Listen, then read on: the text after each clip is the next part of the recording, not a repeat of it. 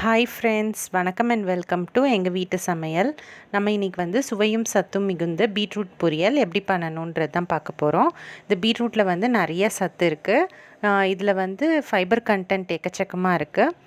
இன்னும் அயன் கண்டென்ட்டும் இதில் வந்து நிறையா இருக்குது. அதாவது கீரையை விட இந்த பீட்ரூட் ஜூஸில் வந்து இரும்பு சத்து அதிகம் அப்படின்றத சொல்கிறாங்க. தவிர இதில் வந்து விட்டமின் சியும் நிறையா இருக்குது. இதை வந்து நம்ம அடிக்கடி நம்மளோட உணவில் சேர்த்துக்கணும். சரி, இதை எப்படி பண்ணலான்னு பார்ப்போம் வாங்க. இதுக்கு வந்து 1/4 கிலோ பீட்ரூட் எடுத்து நல்லா கழுவி தோலெல்லாம் சீவிட்டு இந்த மாதிரி ஸ்க்ரேப் பண்ணி வச்சுக்கோங்க. அப்புறம் இந்த பொரியல் செய்கிறதுக்கு நம்ம ஒரு மசாலா வந்து தயார் பண்ண போகிறோம்.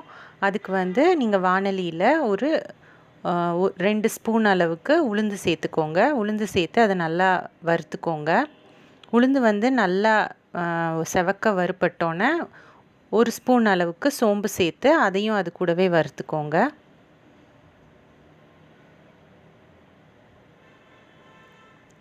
அதுக்கப்புறமா நீங்கள் வந்து காஞ்ச மிளகா ஒரு 4 ஆட் பண்ணிக்கோங்க. 2 ஸ்பூன் தேங்காய் துருவல் இதையும் சேர்த்து நல்லா வறுத்துக்கோங்க. இது வந்து நம்ம பீட்ரூட்டில் ஆட் பண்ண போகிற பொடி. இப்போ வந்து இதை மிக்சியில் வந்து திரித்து நல்லா பவுடர் பண்ணி வச்சுக்கோங்க.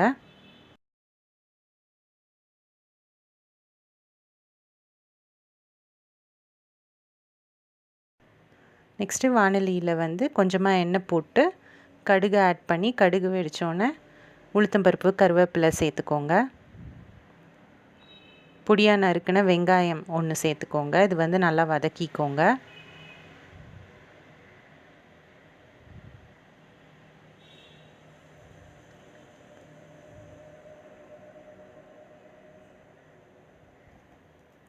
இது நல்லா வதங்கினோன்னே நம்ம துருவி வச்சுருக்க பீட்ரூட்டை சேர்த்துக்கோங்க.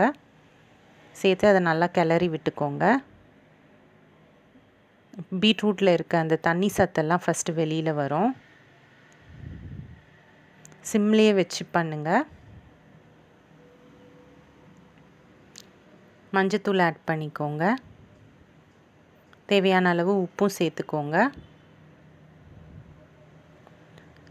இது வந்து ஸ்லோ டு மீடியம் ஃப்ளேம்லேயே வச்சு நல்லா வதக்குங்க. வந்து பீட்ரூட் நல்லா வெந்தோன்னே நம்ம வச்சுருக்க பொடியை வந்து அதில் சேர்த்துக்கோங்க. சேர்த்து அதை நல்லா கிளறிக்கோங்க. நல்லா கிளறிட்டு அதை வதக்கிட்டு நல்லா கலந்தோன்னே அதை வந்து ஆஃப் பண்ணிவிடுங்க. அவ்வளோதான், நம்மளோட சுவையான பீட்ரூட் பொரியல் வந்து சூப்பராக தயாராகிடுச்சு. இது வந்து ரொம்ப நல்லாயிருக்கும் சாப்பிட்றதுக்கு.